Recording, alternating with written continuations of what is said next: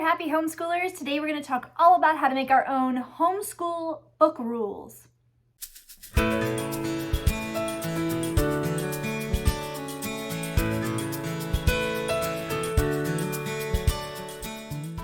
So let's get into it. Ever since the printing press made its debut, adults have been laying down the law on what kids should read and shouldn't read. Some folks say only books with high moral character make the cut.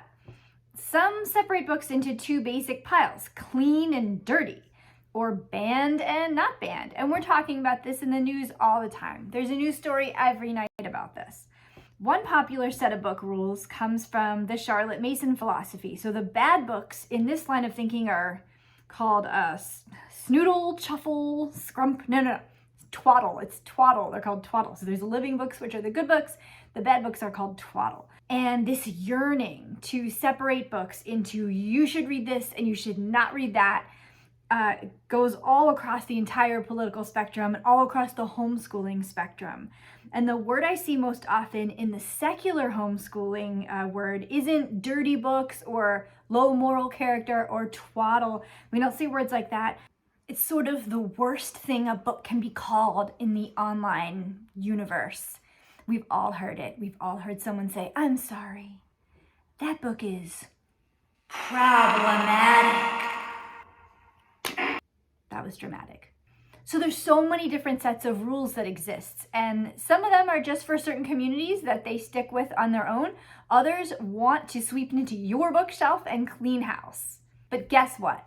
As a homeschooler, you get to write your own literary destiny. You don't need to follow anyone else's directions. So as we work together to craft your own book rules, don't worry about the P word problematic, the T word twaddle, the D word dirty, whatever the word is, these labels. Don't worry about all that drama, and let's just focus on your genuine preferences and what's best for your specific family. So let's go through a step-by-step process to figure out what is important to us. What do we value? What are our book rules going to be? The first step is to think about what do you love in a book and what kind of makes you cringe in a book. Step one, here we go. We're gonna grab all those beloved and some not so beloved books. Now, if there's books that you can't stand, likely you do not have them in your house.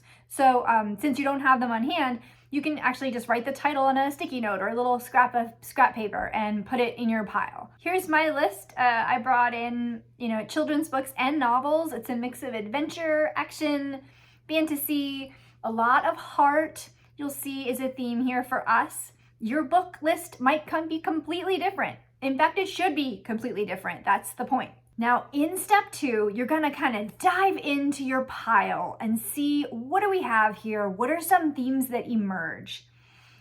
Why does that dog-eared novel, give you the feels? What's this other book that's making you cringe and why?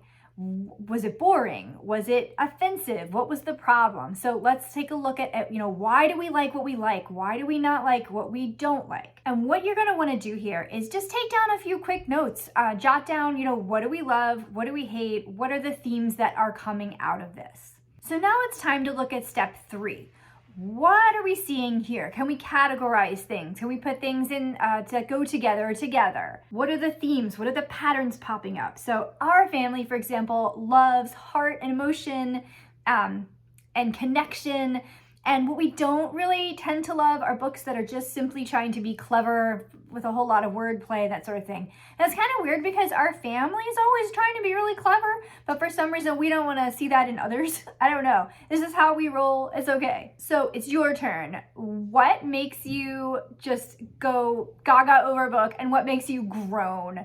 And actually, if you're watching this on YouTube, feel free to drop a comment. Give us your opinion. I want to see what themes are coming up for other people because I've only seen my family's book rules. I want to see what everyone else is doing. And now the grand finale of this process, step 4. Using all these newfound insights that you've come up with, you're gonna craft your own book rules. And again, this is gonna look different for every single family. Are you gonna have like a good pile and a bad pile? Are you gonna have a detailed, nerdy type of categories with all different sort of rating system?